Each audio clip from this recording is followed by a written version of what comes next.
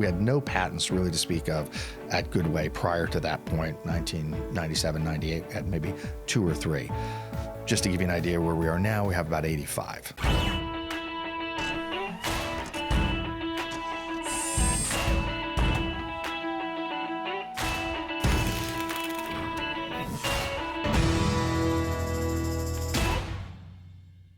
Just a quick reminder for you to like, subscribe, and rate this podcast so we can get your feedback and know how to make it better. Hey, it's Ari. Welcome to another episode of the Made in America podcast. Today, I'm on with Tim Kane, President and CEO of Goodway Technologies. Tim, thanks for coming on, my man. Thank you so much for having me. I'm looking forward to the conversation. Yeah, dude, me too. Absolutely. We've got a lot of ground to cover, YPO, business and beyond, but it's the Made in America podcast. So start off with the same 2 questions, my man. Sure. What do you make and why do you make it?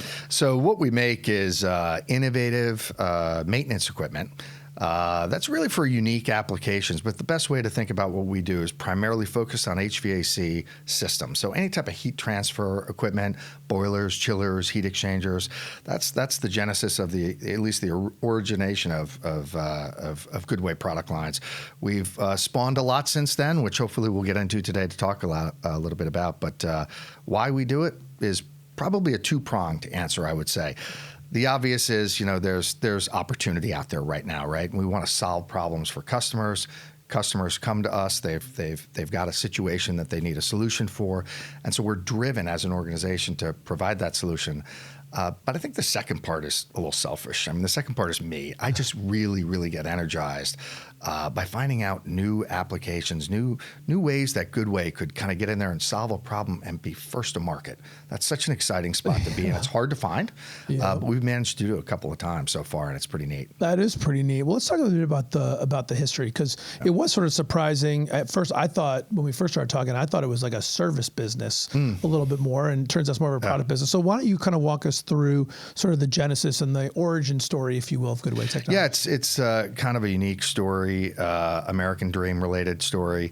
So Per Reichborn was the founder, and he started the company back in 1966, and had a very unique start in that he was Norwegian.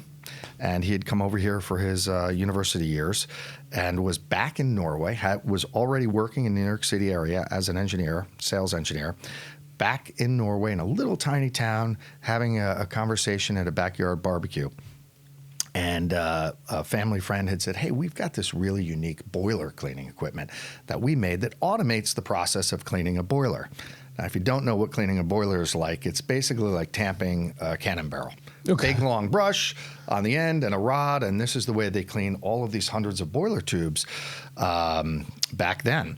And Per had no idea really what this was all about, but the guy said, listen, there's a lot of boilers in America, so can you try? We'd love to sell some. Can you try and bring this back and sell some? So he said, how do I even know where a boiler is? I really don't know too much about this.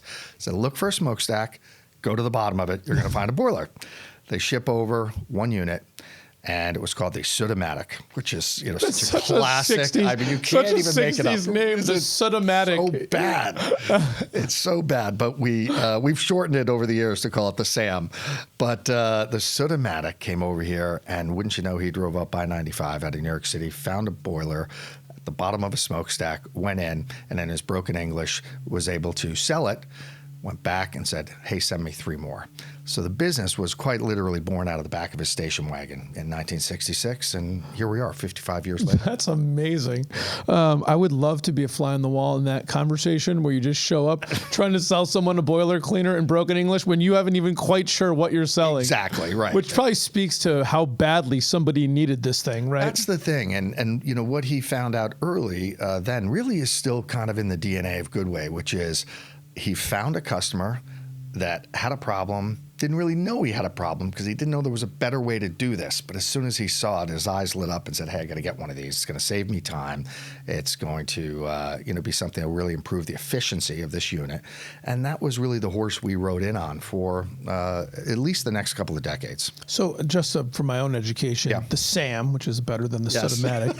So what's it? So the old way of doing it was literally like you said, tamping down a cannon barrel. So I'm imagining guys, like you said, stands there with a broomstick, basically. Right.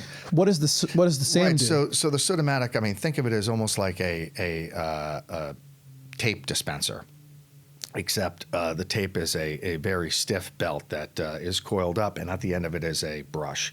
And this uncoils after you stick it into the tube, and it goes all the way to the end of the tube and comes back automatically with the operator, and there's a simultaneous vacuum in there. So this old, dirty, messy job with soot billowing everywhere is now, done. And in fact, I think the early ads, Ari, had a guy in a suit and tie, very hokey, but it got the point across. Right, that you could even clean a boiler in a Exactly. suit and tie. Yeah. So that was like, I think my confusion was as I was reading about the products, my kind of brain went to, you hire us to come do the cleaning, but actually not the case. Right. And of course, that was a consideration, I think, way back then in reading through the archives of Goodway. They wondered, should they provide this service? But the thought was, and Per, at the end of the day, he's an engineer and he was product driven. And he thought, no, what we're going to do is we're going to create end users in all of these big buildings with boilers. We've found an easier, cleaner, simpler way to do this. We're going to create end users all over the place. And it's got a consumable, which is that brush. They go through brushes in this process, and he loved the idea of the consumable, and that still sticks. The recurring revenue business, not a bad model. Yeah, for sure. So what happens? So you're working on the SAM for a while. Where does that go from a product perspective? How do you? Because as we all know from business, right? You can't keep riding that same horse forever. Exactly. So they start out very organically, literally in his basement of his home down in Stamford, Connecticut at the time, and kind of selling one off at a time here and there out of the back of his car. So it was all personal demonstrations. Pretty soon he hired his first sales guy so that they could double their sales effort, and it grew from there. But one of the other things to know about the boiler cleaning business is you clean boilers, generally speaking, when it's warm out. Right, the boilers kind of get shut down. Generally, boilers making heat and or hot water.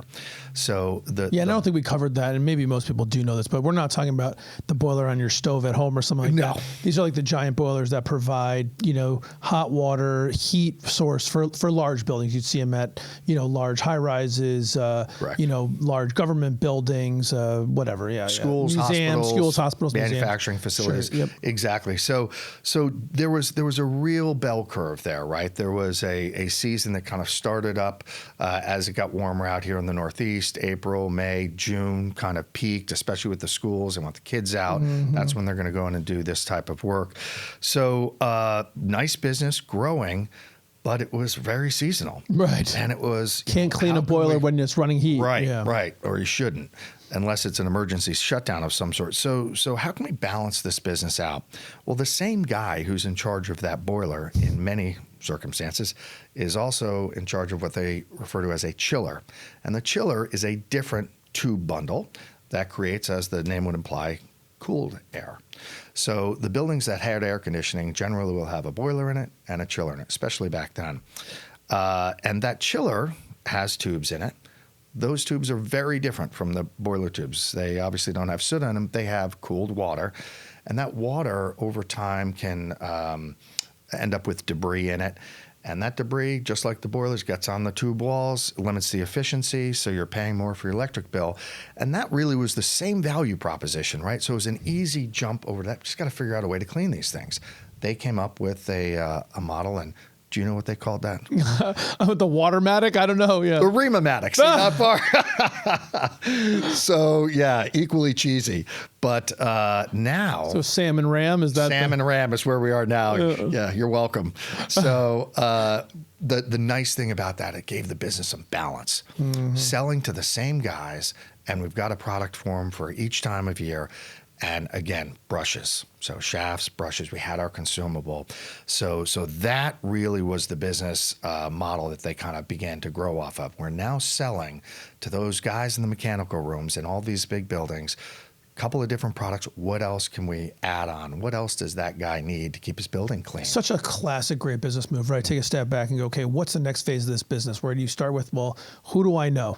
who do I know? What is my customer? What's another problem my same customer has that's sort of like in our wheelhouse or near adjacent wheelhouse that we understand the ebbs and the flows, the rhythms of the business. So it really can sort of dovetail into what we're doing. And it isn't just the name-o-matic. It's the, it's the whole thing. Right. It's smart stuff. So product line extension, right? Yeah. And let's start, filling up the bag. So at this point, they're adding salesmen, and they're going through the call it the late 70s, early 80s, and they were already making vacuums for this boiler.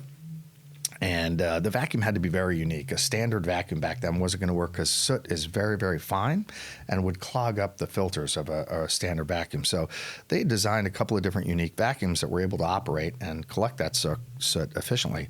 So vacuums was a natural way to begin to go in that product line extension.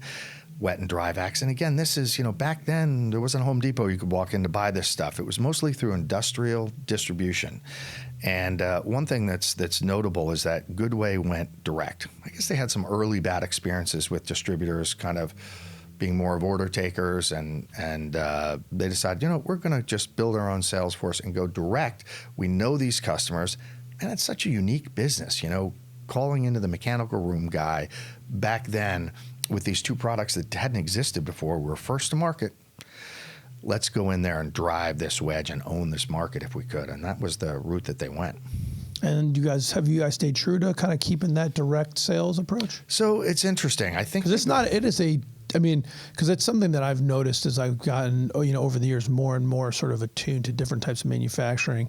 And it from the outside, you immediately think to yourself, wouldn't that make so much more sense, right? Like you want to own the customer relationship. A lot of manufacturers, you brought up a lot of the great ones, realize we're in the problem-solving business. Mm-hmm. Well, the best way to understand the problem is talk to the customer. The distributor's got a whole separate set of problems, and solving their problems doesn't usually help you solve customer problems. But there just always seems to be such a barrier. I don't know if it's maybe cost, territory. It's hard to build up that direct model. So just curious what you guys. Yeah, you hit it right on the head. It absolutely is. So I think you have to be a little bit more patient right out of the get-go. And it was the beginnings of Goodway really being a vertically integrated company, right? Everything we did was right there. We were designing the products. We were manufacturing the products. We were selling the products. We were servicing the products, all in one building. And I think we almost became addicted to it because that customer contact that you have is so important. And so back then, quite literally, salesmen back in the 70s and 80s were writing on the back of index cards, notes. This guy likes the Red Sox. He has 2 kids. What else is in his building? He's got a boiler. He's got a chiller. It's all that information was on cards. And at some point, that then went to a database system that was kind of unique to us at the time, old Unix system. Oh wow, look at you! And with the green screens when I first started, but all that information was so key because I think when you've got a level of distribution between you, that manufacturer that in our case we're trying to come up with the ideas, that's a barrier to get to, And so when I say we were addicted to it, we would get that information. We had great relationships with our customers. We'd keep that information. And that was what came up over and over again in our R&D pipeline as, hey, this is the 3rd guy this month that I've spoken to that I said he's really got a problem with this. Is there anything that we could do to take care of that? And having, at the time, one engineer, in the house, he was able to really crafty, clever guy, and he just kept coming up with new ideas. The salesman would generate the ideas typically, and he would take them and run with them on the engineering side. That's pretty amazing. And do you guys still run it like that? We do. It's a much bigger version of that now. Yeah. And I have taken it into a lot of different directions. So probably best to kind of jump to that point, which would be when I came on the scene in the mid 90s. And at that point, so Per Reichborn, the founder, ended up being my father-in-law. So that was fortuitous in one way, right? But when I all the credit goes to his daughter, but go ahead. Absolutely. But what happened with that was when I got out of college, and he said, "Hey, why don't you come work for Goodway?" that was not exactly my first choice. Of what I wanted to do was to go work for what would then my future father-in-law. Whoa, hold on. I'm gonna have to Jump pause in. you right there, Tim. So this is something I did not even know till this exact moment. So you're telling me, you and I'm sorry, I actually don't know your wife's first. Annette. So you and Annette were friends apparently, and her father knew you. This is all before we were boyfriend and girlfriend. Okay, we were boyfriend and girlfriend. And he's willing to offer the boyfriend a job. Yes, and was recruiting hard, and so I went off in a different direction, quite obviously, and went to work for Merrill Lynch for a couple of years. That is just, I mean, there probably was a guy named Sam at Merrill Lynch, but that's about as close as those two businesses are coming together. Exactly. So, but there is some commonality that will finish the story for you. So at Merrill Lynch, I was back then, Merrill Lynch had a real estate and relocation and mortgage division, and that's what I worked in. So I was really involved with relocating corporate employees. And in that process, corporate employees for Merrill, or there was a service they provided? Digital equipment. Remember DEC? Yeah, DEC, of course, yeah. And IBM was Sure. one of my bigger customers, Aetna. And so we're moving employees all over the country. I didn't realize this. So Merrill had a service to other businesses. Yeah. Oh, I thought you were doing it for Merrill. Okay. And they packaged it together with their mortgage business and their real estate. They actually did. Talk about vertically integrated. Exactly. So no longer they're in that business. But anyway, I came across an idea for an environmental remediation company. This was as radon and lead and asbestos and all of these things were really coming into the news and creating a difficult hurdle for a real estate transaction. Mm-hmm. And I saw an opportunity. I was 23 years old, and I thought, you know what? If I can get a service business and jump into this on the relocation side, I could really, I think, take care of a company like Merrill Lynch. So I gave my notice on a Friday, and Monday Merrill Lynch became my best customer. And I launched out of my garage with a van and a couple of guys, and the business took off. Right place, right time, and learned a lot of lessons, which in the YPO world we refer to as scars on our back. Hiring lessons and running a business lessons, and what was great about it though was that creativity that I had for trying to problem solve. Which is something I've kind of had my whole life. Mm-hmm. Always loved tinkering with things, fixing things, trying to find a better way to do something. Now I really had that opportunity because this was a relatively new industry, it's environmental remediation. And I was looking at all of the opportunities we had to make something custom for that. For instance, in a radon system in a house, we're using PVC pipe and a fan. And there was opportunity for innovation. I started to come up with some ideas, got my first patent. Probably 25 years old, and I didn't even know what a patent was. I was going to say, just really stumbling. I'm starting to see why your father-in-law must have seen. He must have seen some of this in you because you're not too far. Because I was always doing something, painting his house or cutting his lawn or whatever, probably just to get closer to his daughter at the time. Yeah, well, we've all been there. So anyway, that really energized me. All right, at that point, when I got my first patent and I said, okay, we're now going to sell this. At that point, the company was nationwide. And so I was not only had the service business going, but I was making products, selling products to other companies that were jumping into business. And that was when the shining ray of light came down and I said, aha, this is what I want to do. I'm a product guy. I want to invent products. I want to solve problems for people. And at that point, my father-in-law and I came back together and said, hey, this might work. He was about 66, 67 years old at the time and said, I really want to retire. So now or never. Now or never. Yeah. Now or never. And I was still so unsure.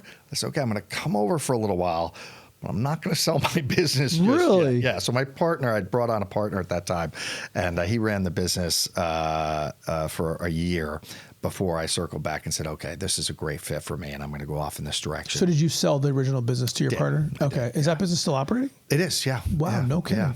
Yeah. Oh, that's pretty cool. So, and so everything worked out, quite well.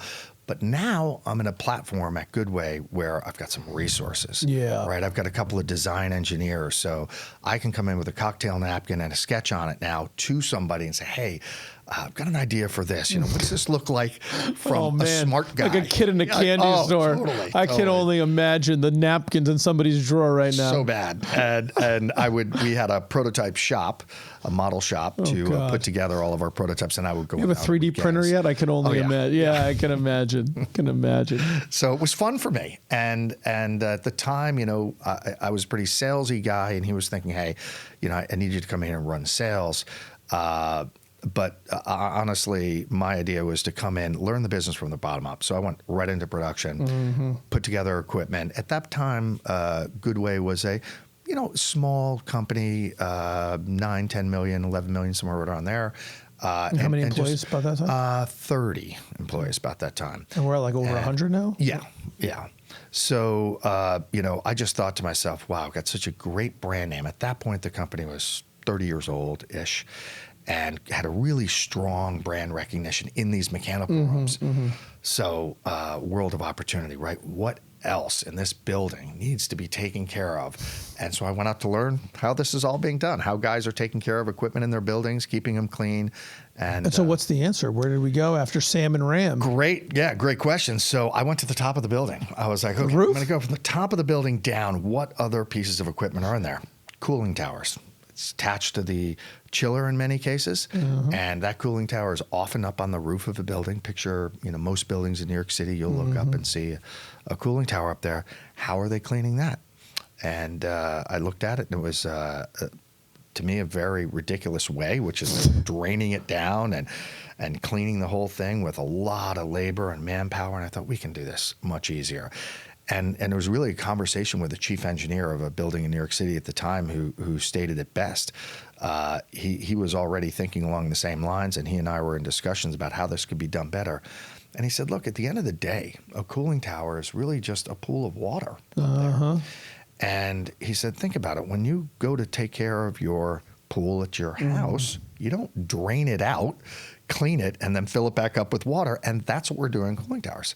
So I thought, I'm going to make a vacuum, just like a pool vacuum, and offer a solution for that. And that was the beginning of it. That was really the first product that I brought to the table at Goodway. And boy, it was a huge hit, and kind of went from there. So I kept going down the building and, went to the ductwork. Let's get duct cleaning equipment. Went through the various other components of the HVAC system. And probably, Ari, the biggest aha moment for me was about 15, 16 years ago.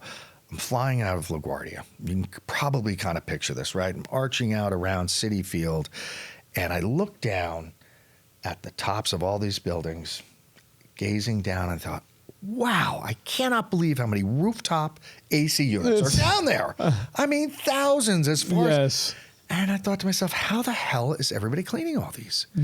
Gotta find this out. I became obsessed with it and ended up contacting several different service companies that were already Goodway customers, followed them around in New York and in Boston. And what I found is that everybody was doing something different. They were using compressed air or chemicals or hoses or vacuums. Nobody or not, and dealing with the inefficiencies. Or not, that's what I was thinking. And just paying 25% more than your electricity. And I thought to myself, this is what a golden opportunity. I am going to create a very unique coil cleaning system that will solve this problem. And so I literally made a list of the problems that were most often discussed with me, which was, we don't have power up on that rooftop. We don't have water up on that rooftop. It's tough to get to. We need something portable. And I designed a portable coil cleaning system. It had its own water supply, its own chemical supply, its own power supply. And that ended up being the beginning not only of a huge product line for Goodway, which is now 7, 8 products deep, as we did that classic product line extension, right? This is starting to sound familiar. Yeah, right? Listen. Dive in. If it's working, dude, yeah, absolutely. I'm after it. And eventually spawned a whole nother company. Oh. So there's a bit of a story beyond that as well, if you'd like to hear. Yeah, well, let's go, man. All right. You're here. So one of the things that we would often do to help market the products was to go to the trade shows. And for us, these were shows referred to as AHR. And these are shows that have 40, 50,000 people from around the world for heating and cooling products coming in. And I would be out standing in front of the booth with a backpack on, with cleaning coils, and just they used to call me PT Barnum. I'd be calling people in and showing them how to clean coils, and I kept getting this great feedback from people like, "Oh my gosh, this is wonderful. This is exactly what I need." But there's a lot of residential and commercial guys attending this show, and so when we started talking about the price point for these things, which are really commercial and industrial, because you're really selling to much bigger, exactly. like this is like a 20,000 square foot building. Right. You're not doing this. No, Yeah. No.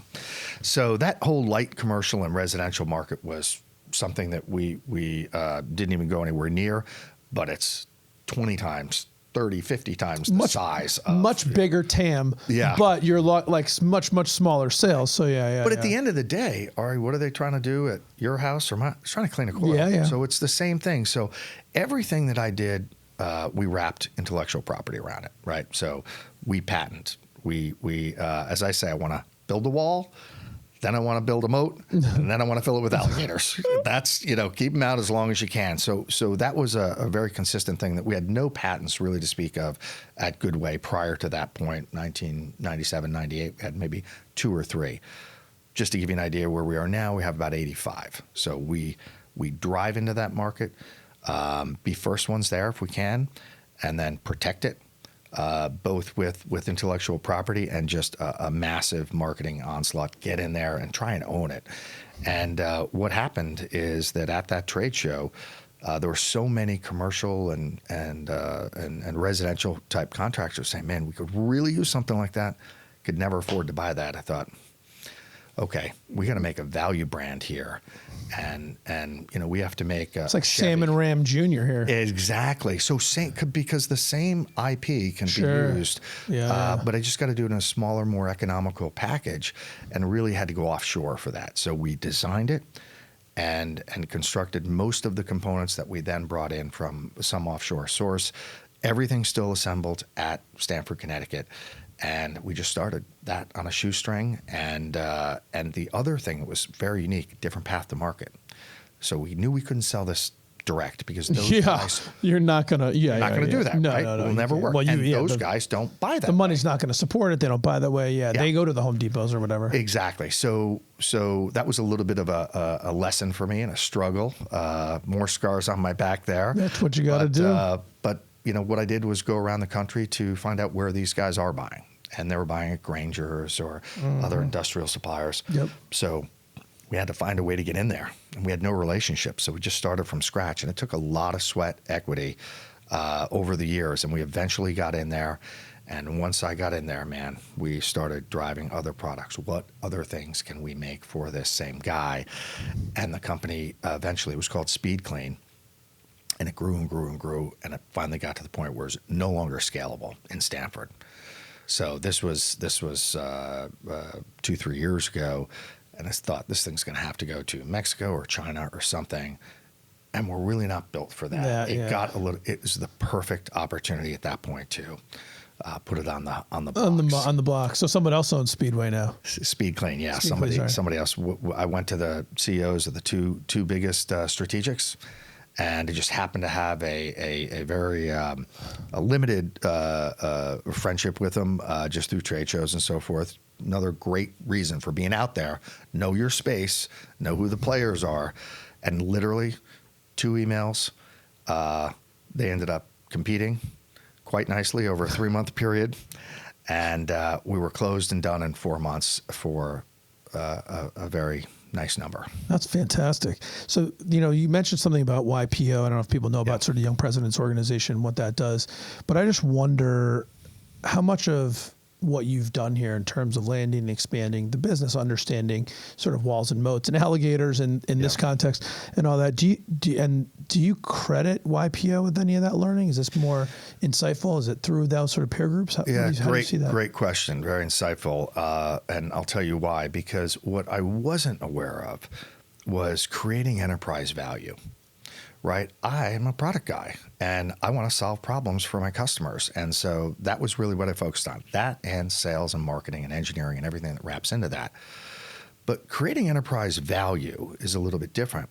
And being that the chapter that I'm in of YPO is down in Fairfield and Westchester County, it's called the Fair West chapter. It's about 65, 70 folks that are part of the chapter down there, very heavily financial. You don't say.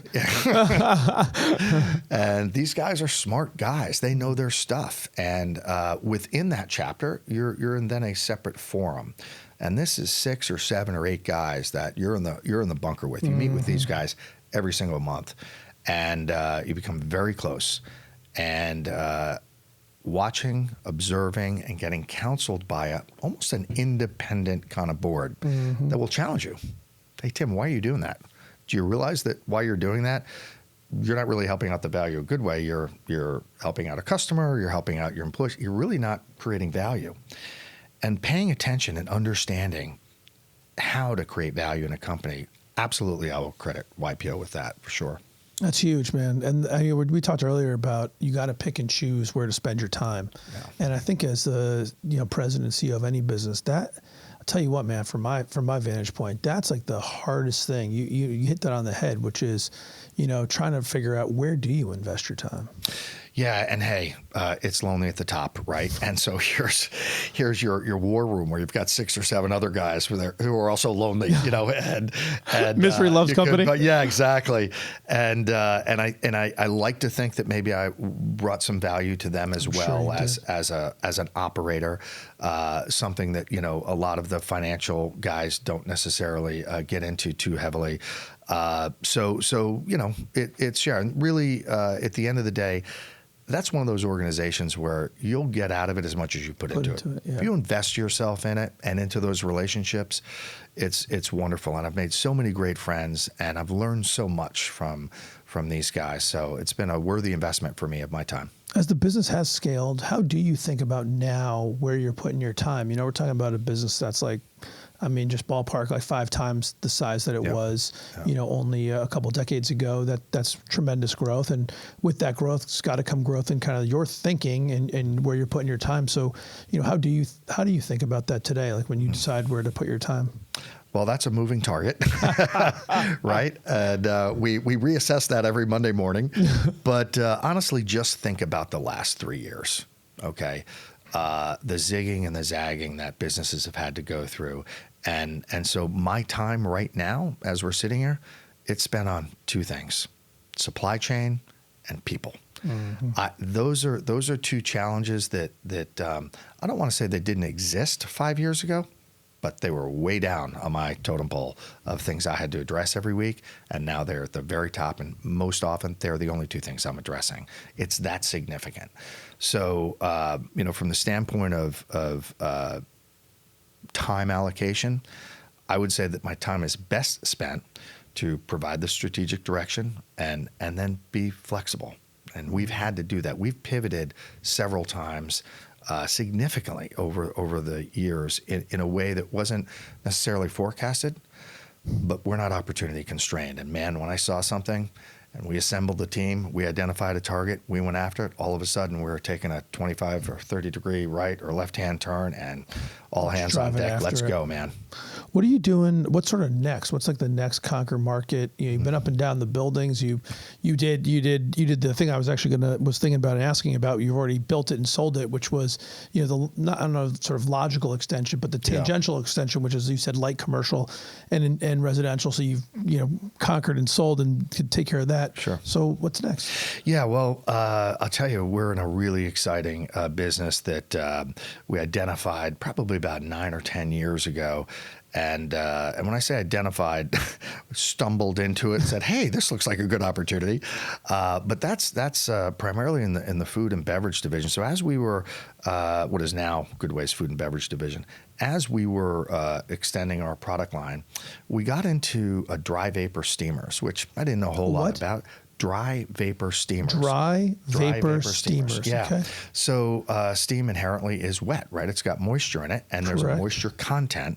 So I think when we all think of steam, we picture the train chugging down the tracks or something along those lines, or the coming out of the top of your teapot. But that's wet steam. Dry steam has great use because it's doing 2 things. It's sanitizing because of the temperature it's coming out. 340, 350 degrees, you're getting an instant sanitizing of most surfaces with that.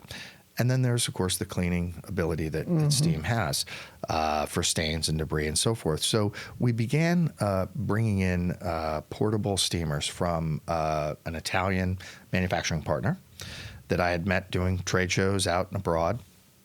And at that point, our international business was expanding quite a bit, so spending more and more time abroad. And a great partner, and we started selling their equipment here. And the pieces of equipment kind of got bigger and bigger and bigger. And in the industrial world, that directly correlates with electricity. You need more juice to provide more steam.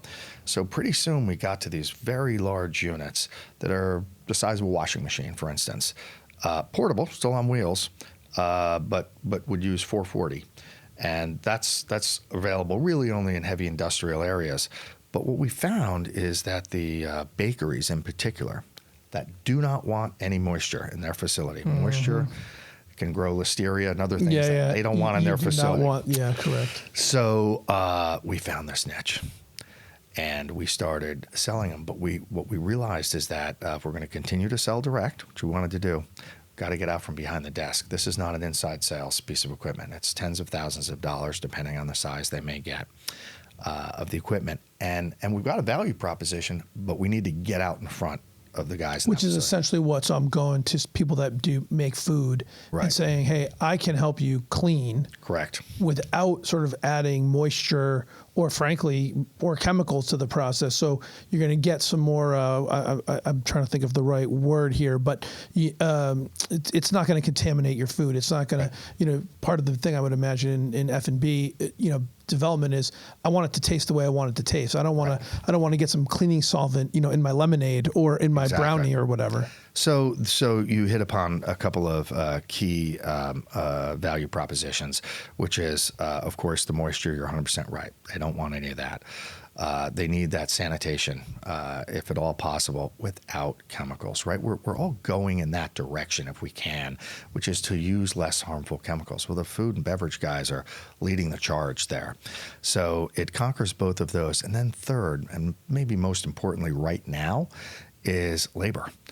The time and effort to scrub and clean and have specialized, compared to what a system like this will do for whoever's in charge of sanitation in that facility, and there's always somebody, is really important. And really the fourth thing I would add too is this is a regulated industry, right?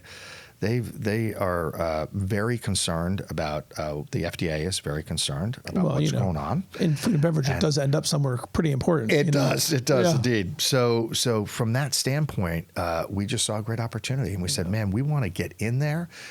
And we want to start customizing some equipment that can take care of all these different unique cleaning needs that started out in bakeries, and then it quickly went out from there into all other facets of the food and beverage industry. So what's taken off the most has been conveyor belt cleaning. So literally, we had to take a 101 course in conveyor belt years ago.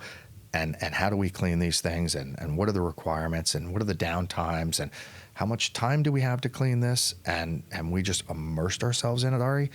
And now it has turned into this really fabulous business for us here in North America and in South America. We've got people all over with vans and equipment that every day, right now, we're doing demonstrations all over North and South America on conveyor belts, sanitizing them, proof of concept. And this is, big ticket stuff. It's a long way from the Cinematic. Dude, it's crazy, man. I'm just sitting here thinking, like, from where you sit to where you eat, man. Goodway making it clean. It's just wild. Right. And the customer base, too, Ari, is something that's really interesting. These are big customers. And while we've always sold to kind of large multinational companies because they have boilers and they have chillers, this is a really unique group of companies that will pay for high-quality equipment. However, there's a little caveat there with that. You better be there to service it. Service it. So, you talked earlier about your initial thought that maybe Goodway was in the service business. And I said, no, we weren't back then. But now, we want to take care of these customers. And the bottom line is, if your ring dings get held up in the line because our equipment is down, we better get out there right away. And so we've had to establish a nationwide service organization to be able to take care of all these calls. And so we are, by extension, in the service business now. Man, look at that. So from where we started all the way back, full circle again, it's really, Tim, it's an unbelievable story. And you've done a heck of a job sort of taking this thing to the next level. Seems like sky's the limit. Thank you. Right now, what we're really excited about is just the international expansion of that model I just told you about. So we've got an office opening in Dubai next month.